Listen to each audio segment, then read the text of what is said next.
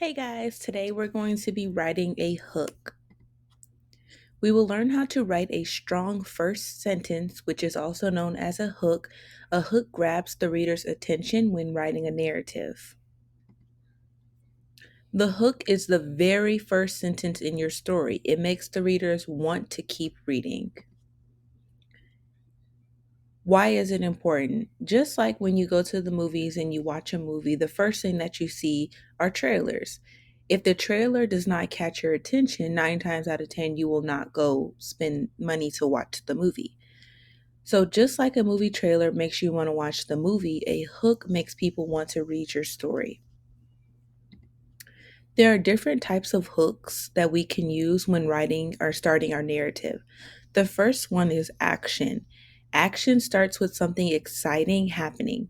An example of this is the roller coaster shot forward so fast I thought my stomach would fly out.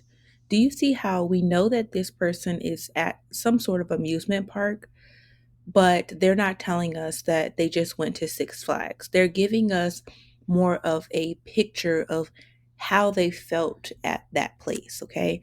So you really want your readers to be able to feel like they are with you in your story. Another way to start your hook is your using dialogue. So dialogue starts with someone speaking. Make sure that when you if you use dialogue, you also include your dialogue tags.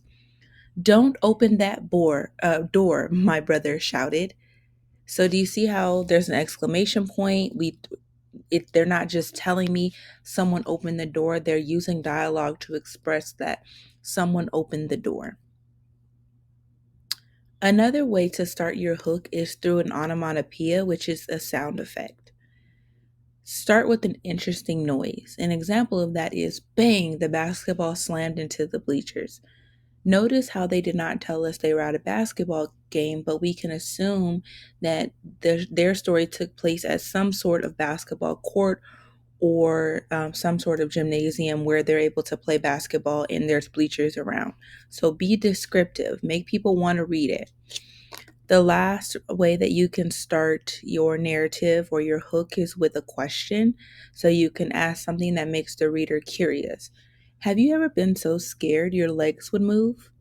So they're not telling us why they're scared. They're making us continue reading because now as readers, we want to know, well, why couldn't your legs move? Why were you so scared? So here's an example of a boring sentence. I went to the park. Okay, this would be fine if you are telling someone about your day, I went to the park. Or if you're in first grade and you are writing a sentence, this would be a great sentence. But in fifth grade, we want to make things a little bit more exciting. So here are some exciting hooks that also tell us that they are somewhere, but they're not telling us specifically where they are. We have to make some sort of inference. Action hook. I sprinted across the grass, chasing the soccer ball before it rolled into the pond. So their ball rolled into the pond. So now I'm wondering, is this person going to go into the pond to go and get the soccer ball? I don't know. We would have to continue reading the story to find out. Another way to start the story is dialogue hook. Race you to the swings, I yelled to my cousin. Race you to the diving board, I yelled to my cousin. So using dialogue to express your location. Sound effect, which is also known as onomatopoeia, whoosh. The wind pushed the leaves across the park like tiny race cars. Now I want you to practice changing this boring sentence into a more exciting sentence.